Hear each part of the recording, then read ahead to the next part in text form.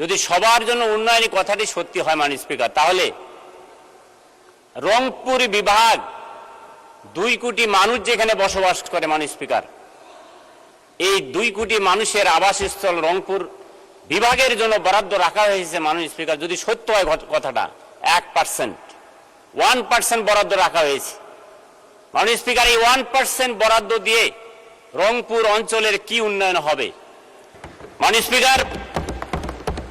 এই অঞ্চলের মানুষ কি ট্যাক্স দেয় না? এই অঞ্চল কি বাংলাদেশের পার্ট নয়? যদি তাই না হবে, গোটা বাংলাদেশে যদি গ্যাস থাকে, তাহলে রংপুর অঞ্চলে কেন এখন আমরা গ্যাস পেলাম না? গাইবান্ধা 1 আসন থেকে নির্বাচিত মাননীয় সদস্য জনাব মোহাম্মদ মাজিদুর রহমান। জনাব মোহাম্মদ মাজিদুর রহমান, আপনার সময় 5 মিনিট। ধন্যবাদ আপনাকে। বিসমিল্লাহির রহমানির রহিম। ধন্যবাদ মাননীয় স্পিকার। মাননীয় স্পিকার, আমার বক্তব্যের শুরুতেই পুরাতন একটি গানের কলি আমার মনে পড়ল।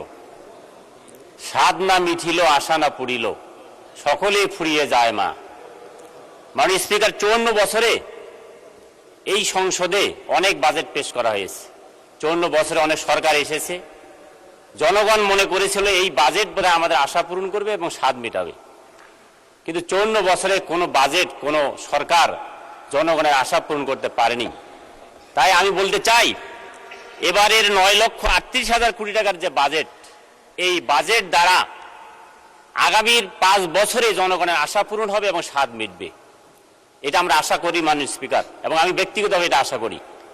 মাননীয় স্পিকার, আমাদের মাননীয় অর্থমন্ত্রী বাজেট বক্তৃতায় বলেছেন সবার জন্য উন্নয়ন। যদি সবার জন্য উন্নয়নী কথাটি সত্যি হয় মাননীয় স্পিকার, তাহলে রংপুর বিভাগ 2 কোটি মানুষ যেখানে বসবাস করে মাননীয় স্পিকার, এই 2 কোটি মানুষের আবাসস্থল রংপুর বিভাগের জন্য বরাদ্দ রাখা হয়েছে মাননীয় স্পিকার। যদি সত্য হয় কথাটা, 1% বরাদ্দ রাখা হয়েছে মাননীয় স্পিকার। এই 1% বরাদ্দ দিয়ে রংপুর অঞ্চলের কি উন্নয়ন হবে আমি আজকে আপনার মাধ্যমে জানতে চাই। মাননীয় স্পিকার, আমরা 54 বছরে এই উত্তরবঙ্গকে ঠকাতে দেখেছি। আমরা বলতে চাই না এই বাজেটও ঠকাঠকির বাজেট, আমি তা বলতে চাই না, কিন্তু বাস্তবতার নিরিখে যদি দেখি তাহলে দেখা যাবে এবারও আমরা ঠকার মধ্যে পড়েছি রংপুর অঞ্চল। মাননীয় স্পিকার, মাননীয় স্পিকার, এই অঞ্চলের মানুষ কি ট্যাক্স দেয় না? এই অঞ্চল কি বাংলাদেশের পার্ট নয়? যদি তাই না হবে, গোটা বাংলাদেশে যদি গ্যাস থাকে, তাহলে রংপুর অঞ্চলে কেন এখন আমরা গ্যাস পেলাম না? গ্যাসের লাইন, পাইপ বসানো হয়েছে 10 বছর হলো, 15 বছর হলো, কিন্তু গ্যাস এখনো পৌঁছে নেই রংপুর অঞ্চলে।